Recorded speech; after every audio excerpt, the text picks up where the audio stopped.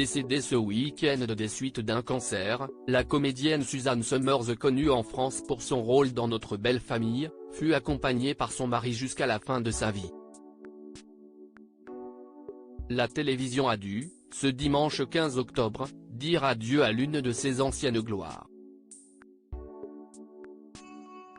On a en effet appris ce week-end le décès de Suzanne Somers, qui luttait depuis cet été contre un nouveau cancer, alors qu'elle avait déjà développé cette maladie tout au long de sa carrière.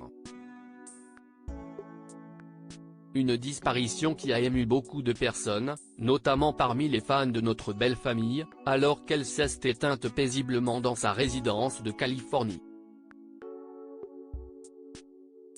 Son mari, Alan Hamel, qu'elle avait rencontré il y a de nombreuses années, s'est exprimé à quelques reprises depuis, notamment auprès du magazine People. Je me souviens de chaque instant, le mari de Suzanne Somers se souvient de sa rencontre avec l'actrice. L'hebdomadaire américain a ainsi pu avoir celui qui a été à ses côtés jusqu'à son dernier souffle. Je me souviens de chaque instant depuis notre première rencontre, explique-t-il. Nous allions tourner dans quelques heures, et j'avais mon équipe autour de moi pour modifier des choses de dernière minute. J'ai regardé de l'autre côté de la pièce, et j'ai aperçu la femme la plus incroyable que j'ai jamais vue de ma vie.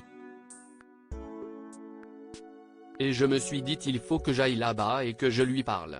Il l'a ensuite invité à boire un café et avoir alors senti une connexion immédiate comme je n'en avais jamais senti auparavant. Au cours des 42 dernières années, nous n'avons pas passé une heure séparés.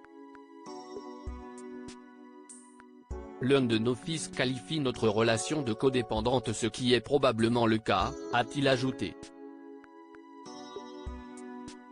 L'état de Suzanne Somers s'est brutalement aggravé ce week-end. Ce mardi matin, Alan Hamel a également accepté de répondre aux questions de l'émission American Today, pour qui il est revenu sur les derniers jours avec Suzanne Somers. Je ne dirais pas que j'ai été surpris.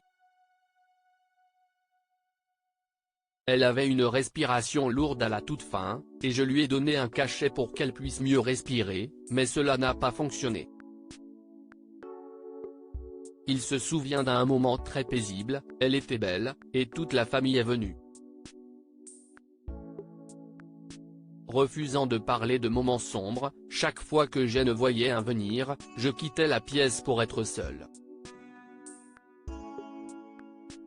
Il explique en outre que l'état de la comédienne s'est soudainement compliqué ce week-end.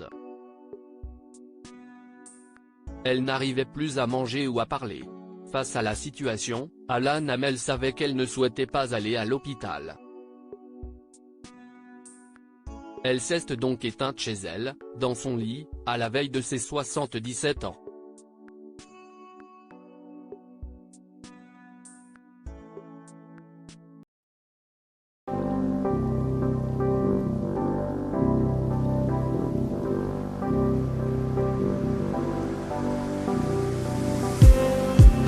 Just need